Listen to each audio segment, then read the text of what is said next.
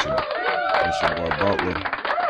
It's your boy Butler. It's the best day of my life. Tomorrow's not promised. Gonna do a little dance while they still playing your song, man. As you can see, man, we finally made it here. Telfair State Prison.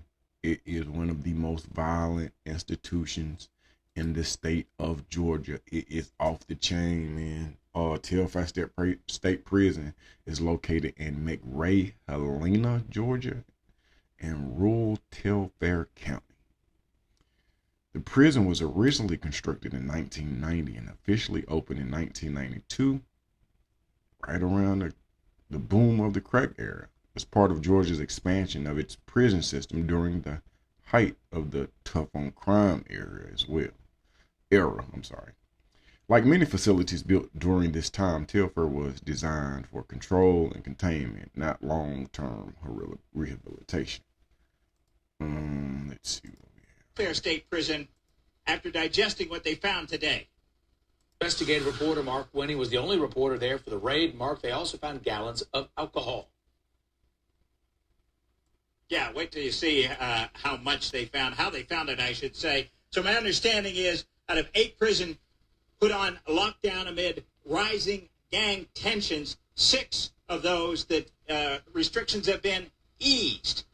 They may do that at Telfair State Prison after digesting what they found today. 1,246 inmates here. Now, Telfair State Prison was built to house actually medium security male offenders, but from my understanding, and I could be wrong right now, it's nothing medium about the violence and the torture and the unalivings that take place at Telfair State Prison. The facility was designed with multiple housing units, long interior corridors, open dorm style areas, and segregation units meant to isolate individuals considered to be high risk. At full capacity, Telfair was intended to hold approximately 1,400 individuals. But over the years, staffing levels and resources have struggled to keep up with the population it was designed to manage. So 1,246, 540 validated gang members. Telfair State Prison. Shakedown. Shakedowns to get anything out of the prison that shouldn't be there. Yes, everything. In a prison on lockdown. Without lockdown, we want to send a message that we're in control. Says Assistant Commissioner Tim Ward, who told us 8 state prisons were put on lockdown amid rising gang tensions, including Telfair. Is that a gang thing? MS-13? Yeah. Ward says tactical units from 22 prisons hit Telfair, finding weapons in cells. Some on the toilet and some were on the, hidden in the windows here. In laundry. That light fitting. And a pipe chase with 2 homemade knives along with maybe 20 gallons of homemade liquor. Ward says lockdown means food delivered instead of in the cafeteria. No rec time, no visitation, no phone calls. A tally of the take. Roughly 68 homemade weapons and another 19 assorted pieces of metal that was in some sort of fashion of being made into weapons. 5 cell phones. How many gallons of liquor? Oh, roughly about 33 gallons. This memorial to Officer Larry Stell, vivid reminder of what those knives represent? Yes, finding these knives. Officer Stell was fatally stabbed by an inmate here at Telfair State Prison. With a homemade shank like Homemade shank, yes. Now that said, now we will touch on the unaliving of that officer during the wrapping up of this display of information. Here's some basic facts about Telfair. I'm not going to bore you with this, man. Just the amount of beds they're supposed to have. Let's dive into the good stuff. There's a picture of it. Prison stabs warden. The warden got stabbed. That's crazy. All right. So just recently, this was actually maybe like a week ago, where an individual was unalived.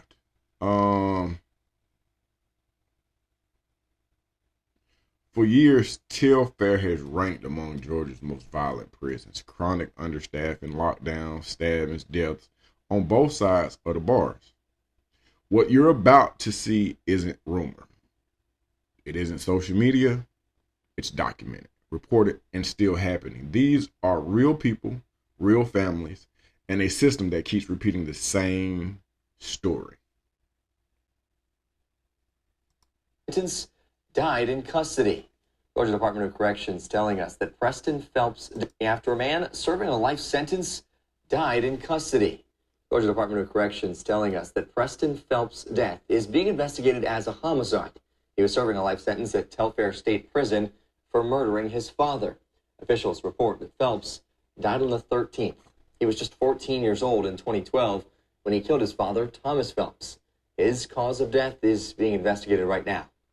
Also new at noon, we're learning the air tonight. We're learning more about a death at Telfair State Prison. Prison officials confirm inmate Preston Phelps died Saturday following an altercation with multiple other inmates. Phelps was serving a life sentence with the possibility of parole for a 2012 murder conviction. The GBI Crime Lab will perform an autopsy to determine. So here's an individual that was 14, a juvenile in the state of Georgia. Georgia is one of those states, age ain't nothing but a number, folk. They will hide your ass and your hair get long as Methuselah. They don't care nothing about it. What I want you to take into consideration is this, is that, you know, I have a problem with the word inmate or offender because I used to be in prison. I did most of my time at Alto State Prison.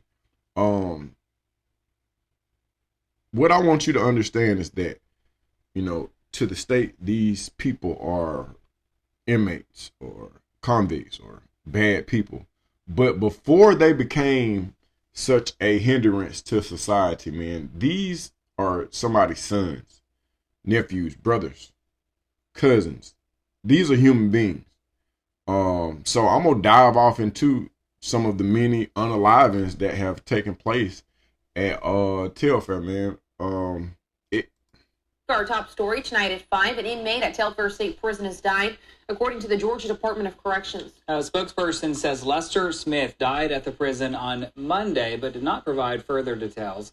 According to GDC, his body has been turned over to the county coroner and will be taken to the GBI Crime Lab to determine the official cause of death. Smith was sentenced to serve life with parole for murder out of Cobb County. Also new tonight, the Georgia Department of Corrections says an inmate died inside Telfair State Prison. They say Malinzo Hatcher died almost 2 weeks ago on July 21st. They say Hatcher got into a fight with another inmate. The Corrections Department will investigate, and Hatcher's body will be going to the GBI Crime Lab. Hello, and thanks for joining us tonight. It is still a tense situation at Telfair State Prison tonight after the prison... Now, you have had situations where the actual warden was stabbed. It was during a shakedown. I don't have all the details, but let's go to 13 WMAZ for the details. The warden was attacked by an inmate.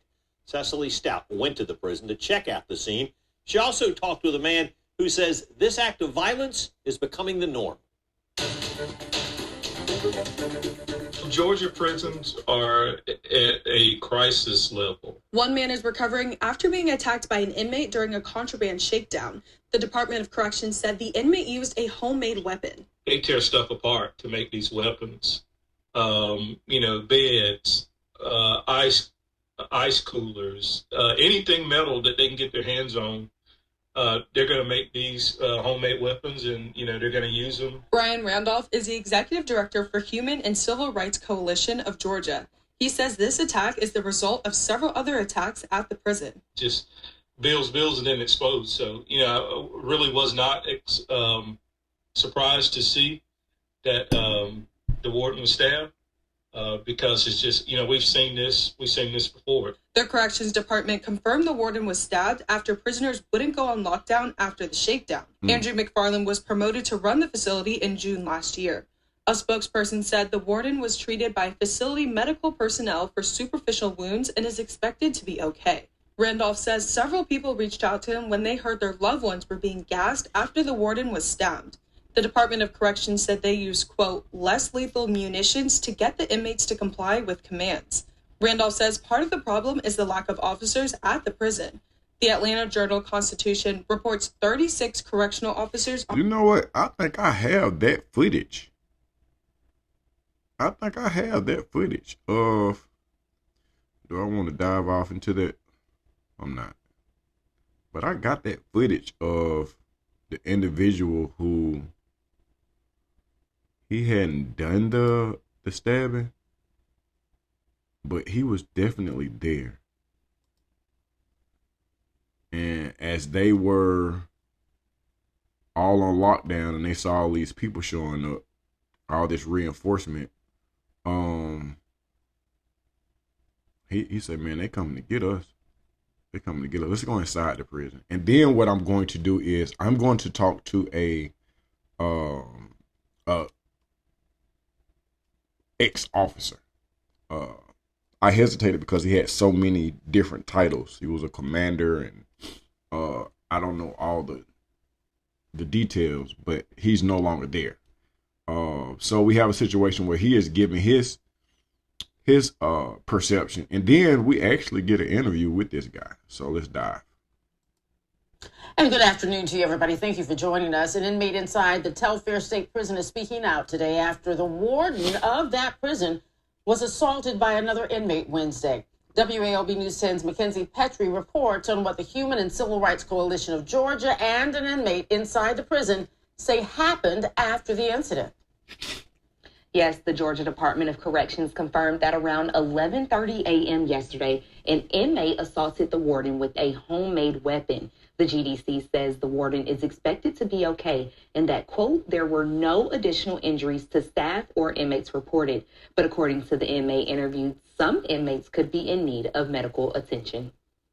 In an interview with the Human and Civil Rights Coalition of Georgia, an inmate said after the warden was stabbed, some inmates barricaded their dorm. That's when he says the tear gas was deployed. This video was taken from inside the jail, shows the moments after. As we laid down with our hands behind our back surrendering, they came in and they beat us each, all individually. They beat us, stomped us, tased us. Some inmates urinated on themselves.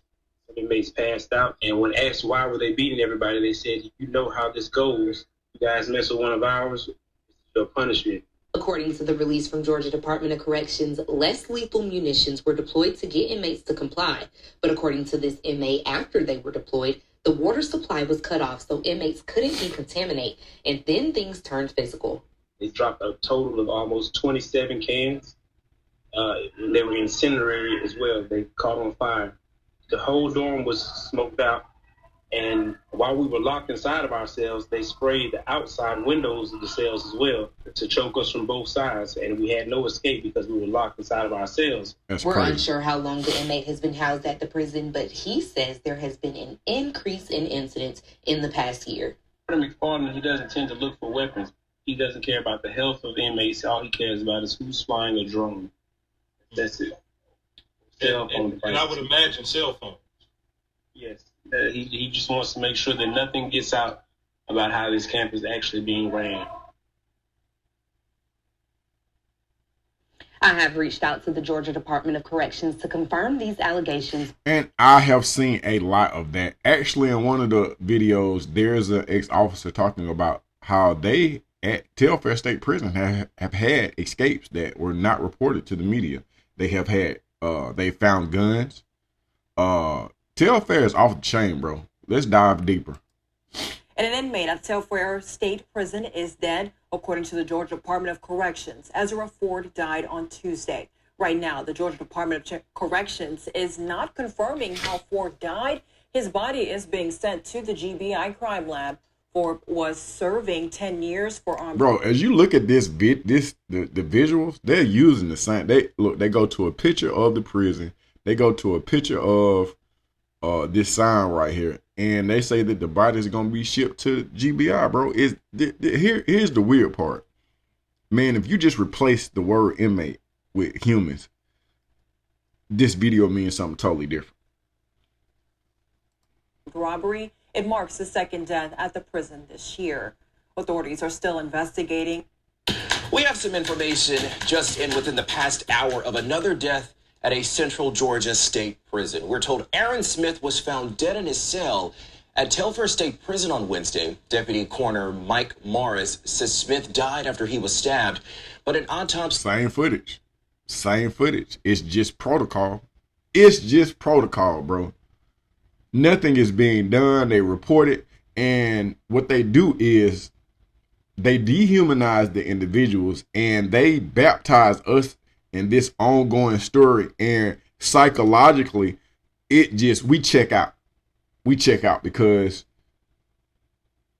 it's not personal anymore. And nothing is being done about it. So we say, I've seen people in the comment section say, hey man, you know, it's prison. That's what they're supposed to get. No, that's not what's supposed to go on. What's supposed to go on is an individual who has been unlawful, who has offended, should get an opportunity to be rehabilitated so that they can fully pay their debt to society by coming home and being a contributor to society. What takes place is because of lack of staff, lack of order, lack of security, it's just the wild, wild west off in this mug, bro. Same footage. See, we'll determine exactly how he died. The body has been sent to the GBI crime lab for that autopsy. We are waiting for more information from the Georgia Department of. Our top story tonight at 6 for the third time in less than 2 weeks. A prison inmate in Middle Georgia is dead. According to the Georgia Department of Corrections, Aaron Smith was found dead in his cell today. GDC says Smith's body was turned over to the county coroner and taken to the GBI crime lab to determine the official cause of death. Smith was serving 20 years for armed robbery with a maximum release date of February 2031. His death comes after an inmate at Central State Prison in Macon died on December 9th, and an inmate at Macon State Prison in Oglethorpe died. Up next, we have a father who wants answers on his son's death at Telfair. Back, the U.S. Department of Justice taking the Department of Corrections to court over the state of Georgia's prisons. The federal agency has been investigating conditions in the state's prisons due to spikes in violence, including murder, suicide, and assaults. Jessica Cha met with a family whose son died behind bars and tells us that they're still searching for answers. The U.S. Justice Department took Georgia's Department of Corrections to court last week. They say the state refuses to hand over documents they've requested in their investigation, which includes information like how many inmates have been murdered. Marcus Pearson Sr. and his family say that they still have yet to receive any details on how their son. The Georgia Department of Corrections has continuously and habitually neglected to offer answers. I had a personal relationship with an individual who was unalived at Baldwin State Prison. His name was Almir Harris. Almir Harris was in defects custody. That's another blow because I'm doing a report on defects after a while. Not after a while. This is going to be one of my upcoming videos because a lot of people that are in defects custody end up in the Georgia Department of Corrections. The state of Georgia is fucking us over. But Almir was a diabetic. Almir was, he developed a meth habit behind walls. He was forced into homosexual acts behind walls. On December 31st, Almir Harris was left in the day room, bro. He died in the day room. First of all, because the facility was overcrowded. He died, bro, because he didn't get his insulin. But that's gonna come. But what I'm saying is that when I spoke at the funeral, his mom had not received I don't want to say a death certificate, but a reason for death. She had not received it. So it's holding up certain things. So this happens. This is the common thing going on with the Georgia Department of Corrections. Like when your loved one this is a very emotional time, bro. I can't even imagine. And from my understanding, I just found out my little brother is at Jackson State Prison. Should we do a story on Shawty? No, I don't want to bring no nonsense his way. All right. So now after this video, we're going to dive off into it. We're going to give like maybe an officer's perspective, but these are a number of officers that are trying to lock down two humans. It does not look like a regular cell to me. There is no description. There's just the footage. So I'll let you guys come to a conclusion, but it looked like a lockdown cell to me. It don't look like a regular cell, but mind you, I did my time 20 years ago at Alto. So y'all died. Y'all let me know what you think after died. Last thing I look together, and the first thing I see in the morning. Marcus Pearson Sr.'s son, Marcus Jr., was an inmate at Telfair State Prison. Pearson says his son was a good kid who loved to make people laugh. He was serving time for armed robbery and was a year away from release when he died 2 years ago. He was found in his dorm unresponsive due to an altercation with another inmate. Prison officials told Pearson that his son died from blunt force trauma, but his autopsy report shows that he died from stab wounds. He says he hasn't heard from the prison in 2 years about their investigation. That's my junior. My first born son. It was like somebody sticking their hand in your chest and pulling your heart out. Pearson and his family just want answers to how his son died. U.S. Attorney Peter Leary says the federal investigation will look into whether Georgia's prisons are safe. The safety and welfare of incarcerated individuals as well as prison guards is of utmost importance, and we want to make sure we're protecting people's civil rights while they're serving. Here's the irony. I want to wait to the end. But I had a situation, bro, where I was actually communicating with Telfair State Prison. And I'm not going to say any names because I don't want to get anybody in trouble. There's some good people at Telfair State Prison, both incarcerated and on staff. I have sat down and had lunch with some of the individuals. Again, I'm not going to say the name, but I had something going on where we were trying to develop a curriculum to kind of reduce the crime, the unaliveness. It was working out on different ends. And then here's the truth of the matter. I was contacted and I was advised that my ability to go inside Telfair State Prison had been denied based on the fact that I had videos on my page where I had active gang members. Mind you, I'm not a gang member. When I come on this page, I'm trying to bring some type of resolution. The same way I have gang members on, I also have police officers on. I have interviewed Sheriff Dorsey.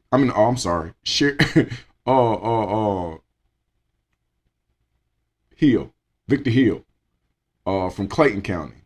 I'm not beyond growth. I'm not beyond learning, and I don't have everything figured out. The only way I can get an understanding is if I sit down and I listen.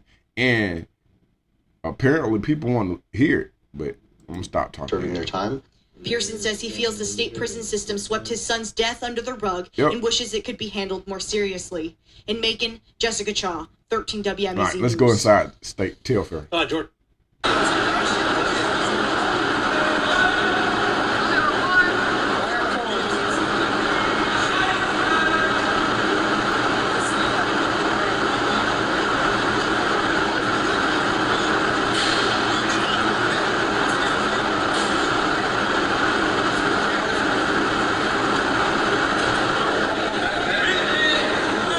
Look like they're talking about a trade. Hell no, I ain't going for that F-131.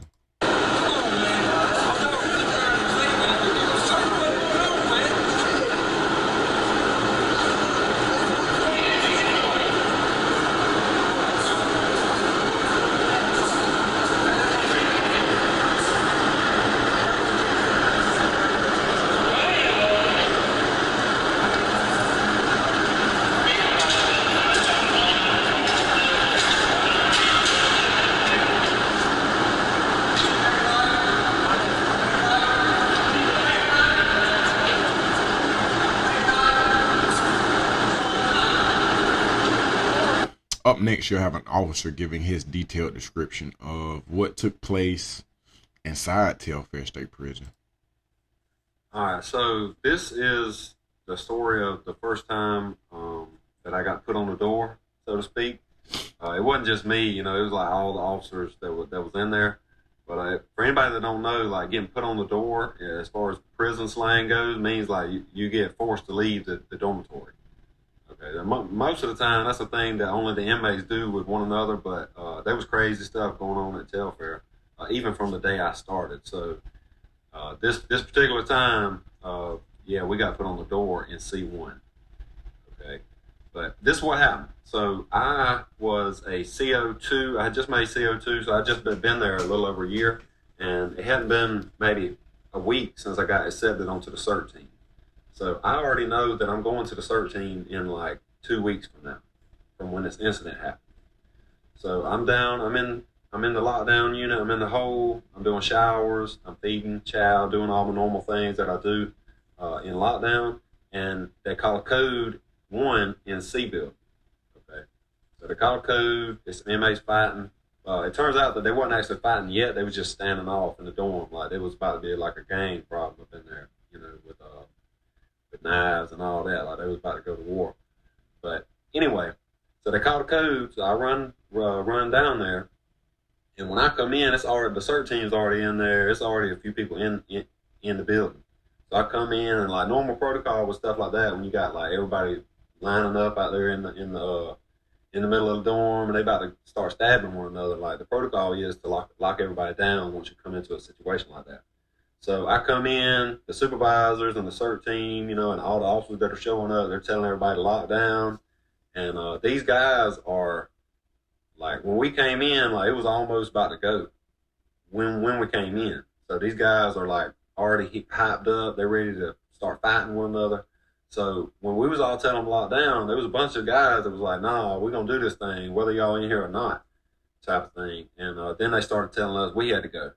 You know? And then when they started saying that, the captain at the time yelled out for all the females to get out of the dormitory. So he was telling all the female officers, like, get out of here, type of thing. And we all on the bottom range in the building in C1. So the captain yells out, tells all the females to go, and you know, everybody got up out from in there. So a few of the males got up, left too.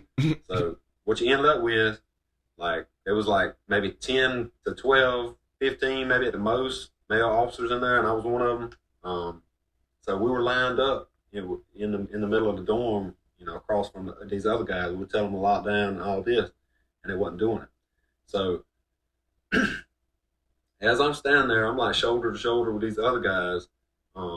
I'm like way over to the left, so I'm by the showers and stuff in C1 for anybody that like, knows anything about the way dormitories are set up. So I'm by the showers, and this guy comes down off the top range, and I noticed, like, I don't know him like that, but I know who he is, you know. He comes down off the top range, he jumps off the top range and pulls a shank out. It was he had a jacket and everything. He pulled it out of a little jacket pocket. And at this time, like, everything is so tense. Like, they're telling us we got to go. And the captain, he ain't gave the order to leave yet. So he gave the order for the women to leave, you know, but all of us men were still in there, you know, holding it down and telling them to lock down and stuff. So they ain't do it, and this guy comes up and he pulls the shank. And me and him is he's the guy that's right in front of me. So he pulled the shank out. Now I'm a CO, so I don't have nothing. I don't got no pepper spray. I don't got no taser. I don't even got no baton, no nothing. Like, all I got is handcuffs and a radio. So when he jumps down and pulls the shank out, and all these dudes telling us we got to go, and the captain, they arguing in the middle, because like I say, I'm on like the edge of this thing. You know, I'm not a supervisor, none of that. So this guy, he jumps down, he pulled the knife out, and when he pulled the knife out, I pulled my handcuffs out, and I shook him like this a couple times, because, I mean, that's the same thing what he was doing with the knife, you know. He wasn't running at me to stab me, he was just saying, you know, like, hey, I got this knife, type of thing. So I did the same thing with my handcuffs, and I'm standing there, everything's tense, man. I just turned 19, I'm up in this dormitory, these guys telling us we got to leave, and, but anyway, there was a guy in the middle. His name was Bell. Shout out to Bell, man, Sir Bell. He's one of the best officers that I ever knew. But anyway, he was arguing with this guy in the middle that was one of the main guys that was telling us, like, we had to leave. And when he was arguing with this guy, like, the guy acted like he was going to charge him. And then Bell's a big guy, man. Bell pulled his baton out and extended it, right? So when he extended, because it's one of these expandable batons, when he extended it out, he did it so hard that the end section shot out the baton on the floor in there. You know, hard, like it shot across there. Nobody even really know what it was. Like, he didn't even know what it was until after the fact. But when it did that, like we're already lined up, like a standoff type of thing. So when he did that and that piece of baton flew across the floor in there, I think it might even hit one of the dudes in the leg or something like that. But when he did that, I wasn't looking that way. Man, it almost went so sideways in there because like everybody jumped, and me and this guy jumped toward each other. We just it didn't go all the way. There was people yelling like, whoa, whoa, whoa type of thing. And so we standing there on the line after that happened. And like, there was like a 5-second stint there where like it almost went downhill up in there with us and the inmates because like everything was already tense. And then that thing happened where this piece of the baton flew out there. And but anyway, after that little 5 seconds of tenseness there, the captain was like, all right, y'all, we start backing out type of thing. And we started backing out. I was with the guys that I was with on the edge there, and this guy that was in front of me, we kind of stayed eyes locked and stuff until we got toward the door. We went up out the door. We all left. And but the whole situation, they ended up, they didn't go to war like they was going to, I guess, with all that. And at Telfair State Prison, an inmate was found dead on Tuesday. GDC says DeAndre Moody's body was turned over to the county coroner and taken to the GBI crime lab to determine the official cause of death. Moody was serving 20 years for armed robbery with a maximum release date of June 2028. In Telfair County, the Georgia Department of Corrections confirms an inmate died at the Telfair State Prison on Saturday. Officials say that according to the preliminary investigation, Lamar Wilson was killed during an altercation with another inmate. As of now, they believe Wilson was the aggressor. He was serving a 20-year sentence for armed robbery out of Tift County.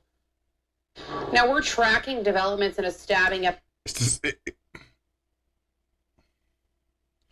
The only thing she did was change outfits and change the name. It's the same story over and over and over again, bro. It's like a nightmare, bro. Telfair State Prison doesn't need another headline. It needs attention, man. Every act of violence we've seen is a symptom, not the disease. When officers are stretched thin, fear replaces order. When inmates are warehoused instead of managed, survival replaces hope. The solution isn't complicated, but it does require a little courage. At the Telfair State Prison, an inmate stabbed the warden around 11:30 this morning, according to the Georgia Department of Corrections. In a news release, the GDOC says the warden was stabbed with a homemade weapon while officers were conducting a shakedown to remove contraband from a cell. The warden received medical treatment and is... we did that. Well, new tonight, the Georgia Department of Corrections has responded to an inmate's interview out of Telfair State Prison. WAOB News 10's Mackenzie Petrie reports on what the Human and Civil Rights Coalition of Georgia and an inmate inside that prison say happened after the warden was assaulted Wednesday. Yes, the Georgia Department. We saw that one too. Here what we have is a mother giving her detailed description as to the danger that her son is in. And I think that he was unalive, but let's dive. This is the Human and Civil Rights Coalition of Georgia. How do you normally get in touch with him? He calls me from the wall, from the phone there, and the last conversation that he had, he was crying, he said, Mom, and he's not in any gang, he's not affiliated with gangs. He said somebody approached him and thought that he called a technical squad or something, but he was on the phone with me, and when he hung up the phone with me, I don't know if they came and did I don't know what happened, but he said the gang members are now threatening him, threatening his life.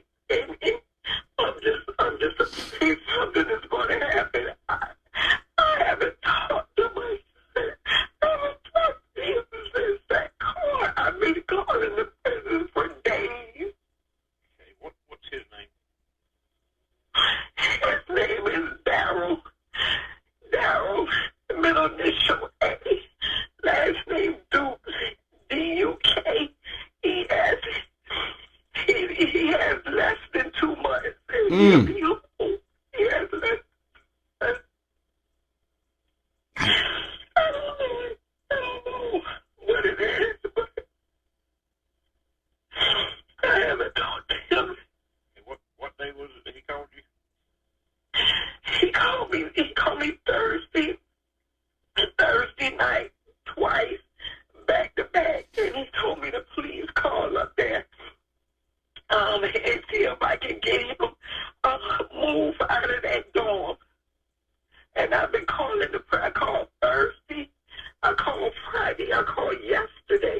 So here's the situation. She's not even on the phone with the the prison. She's on the phone with 911. Thursday was the 25th. Today is the 28th, so yeah, the 25th.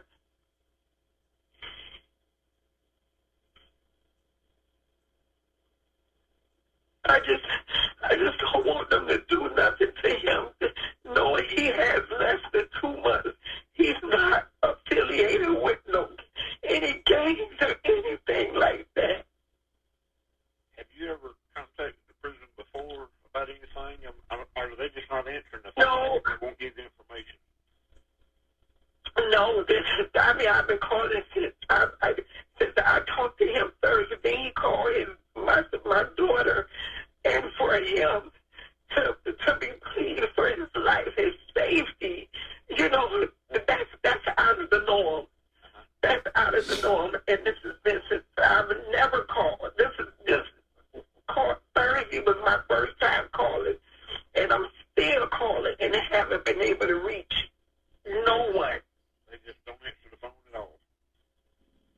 Just I don't know unless something is wrong with the phone line. So they're not answering the phone. No, they're not answering the phone, no, sir. I don't think there's going to be anything that can be done tonight. It's not to be done during business hours.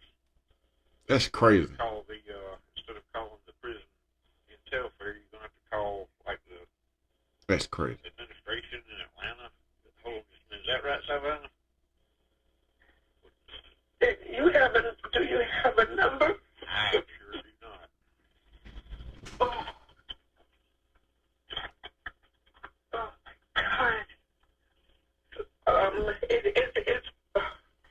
It's a department of... Bro, let me say this, because I know I'm gonna get some type of backlash, but bro, this is not about being soft on crime, bro. It's about being serious about life. Like, every man inside Telfair is someone's son. Every officer is someone's parent, spouse, or child. We can demand safety and dignity at the same time, bro. Like, awareness is the first step. Oversight is the next.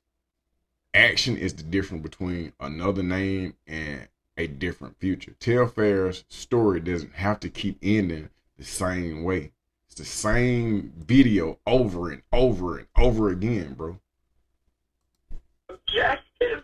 I mean, I don't know who the Georgia Department of Corrections.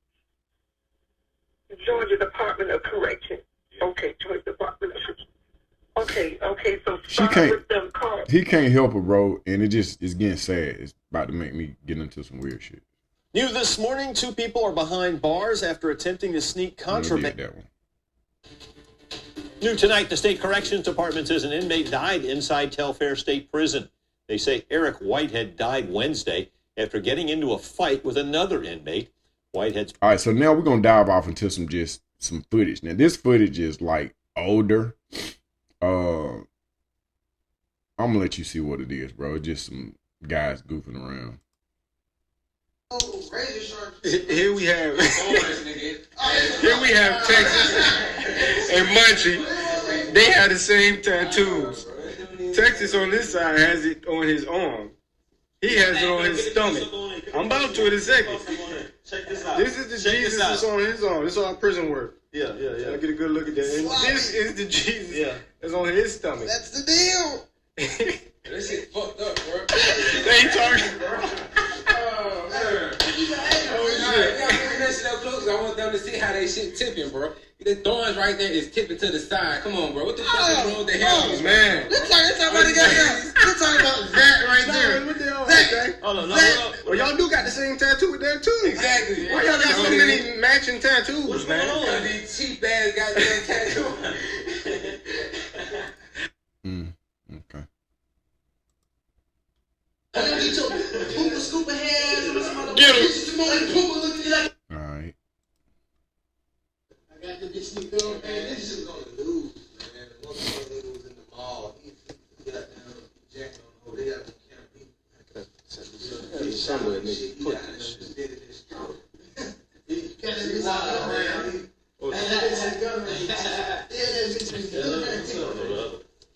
Hey, bro, he had that bitch in the gun range.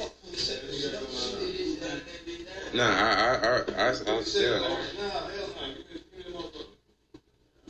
This is always work. Yeah, right.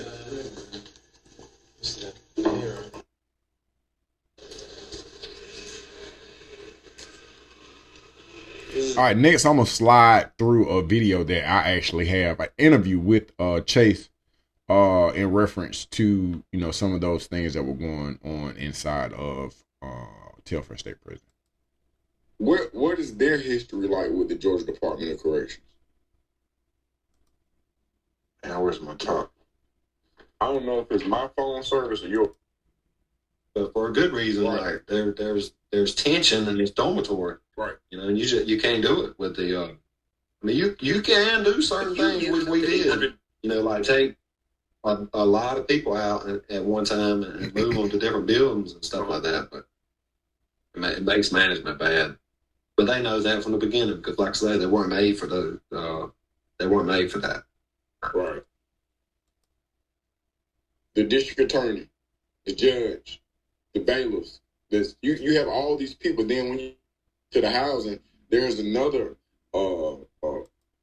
training for some people that did, but I've never worked at a private prison myself. Okay. So one of the questions I get, you know, I wasn't there when it was gangland. I can only remember a handful of gang members that I was even incarcerated with. It's been that long. Yeah.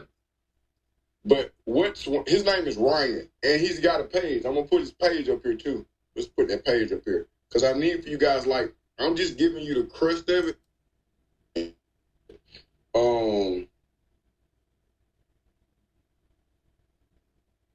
The drug overdoses. I'm not even the drug overdoses. The drones. How do you guys battle the drones? From what I'm getting told, they're pretty much not doing anything anymore. I mean, and not even locking them down and doing an emergency count, especially in some of the prisons. I mean, like these places, like I'm saying, with 3 people there, and they get a drone in, they don't do nothing. They tell people the next day, hey, there was a drone that came.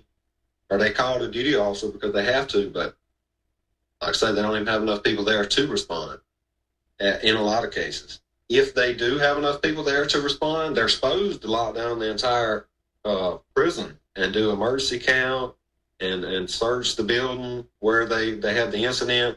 And like I say, if you had the prison manned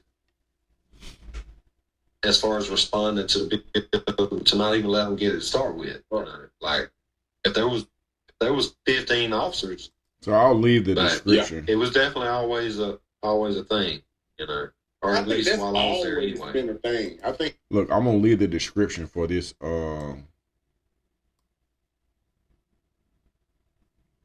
video. We're gonna go to the next one. But it's on this same page that you're watching. It's called Inside Georgia Prisons. A former officer speaks out. All new at 11 o'clock, violence in Georgia prisons. Each month, reports surface of inmates being beaten, stabbed, or even killed at the hands of other prisoners. WJCL 22 News' Brooke Butler has been working to get answers, and she joins us now in the studio. And the advocates have been reaching out to you about this for quite some time. Yeah, Greg, they tell me they believe there are 2 things contributing to this violence: understaffing and gangs. And just a warning, some of the video you're about to see is hard to watch. Your discretion is advised.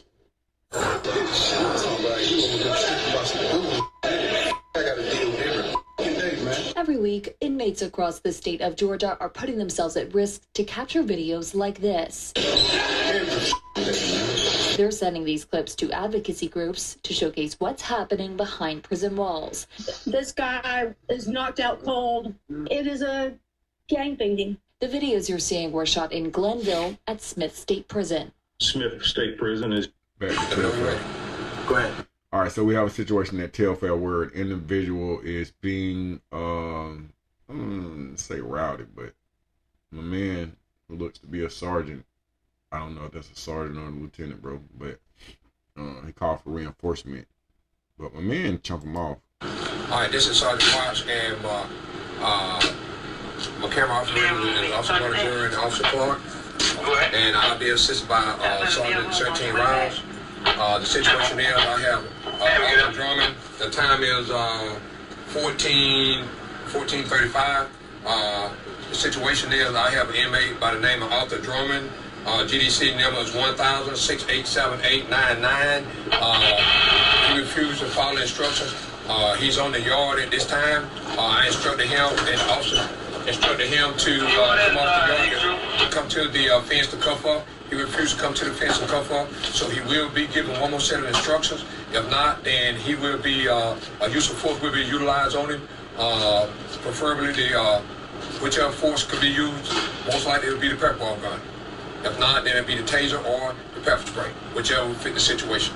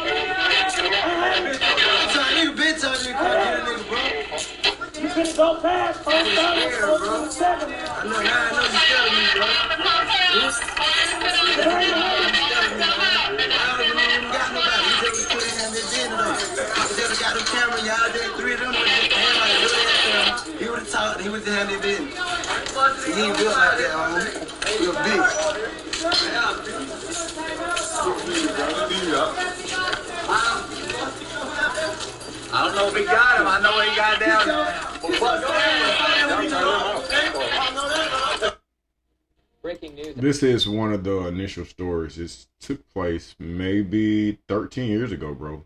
That picture that we saw in the initial opening, this is the report on that individual, that correctional officer losing his life. Out of Telfair State Prison tonight, where a Georgia Department of Corrections officer was stabbed and has died. Department of Corrections spokeswoman Gwendolyn Hogan tells 41 NBC the incident happened tonight and is currently under investigation, but she couldn't release any other details. 41 NBC's Tucker Sargent is in Telfair County and joins us now on the phone with details. Tucker, describe the scene for us. Andrew, I got here about a half an hour ago when I pulled up. The thing was kind of calmed down from what we heard about a stabbing going on. There were guards just kind of milling around out front in the prison, and they told me not to film, or they couldn't release any details right now until the morning when the public information officer showed up. But I did see a GBI investigation truck sitting in the parking lot when I pulled up, and as I got out of the truck. All right, so at the end of the day, man, this is here. Well, and not only is it not safe, it causes a lot of problems in here because now you got these dudes packed up in a cell like this, and just you know how that goes. I mean, pack three men up into too small of a spot, and we're gonna have dominance issues and stuff up in here. Yeah. So at the end of the day, I just want to leave you with this: that there is a solution. The measure of a system isn't how many people it locks away, bro. It's how many lives it protects. And what's taking place at Telfair State Prison is that there's a lot of unlawfulness, a lot of unruliness, and most importantly, it seems to be a disregard for human life or humanity, because it just it keeps going, and it never stops. It doesn't slow down. It's not altered. It's just, I guarantee you, but it's the 20. I ain't got my date. It's 2 days after Christmas, bro. Hey man, before the New Year's, man, we're gonna see some more stuff.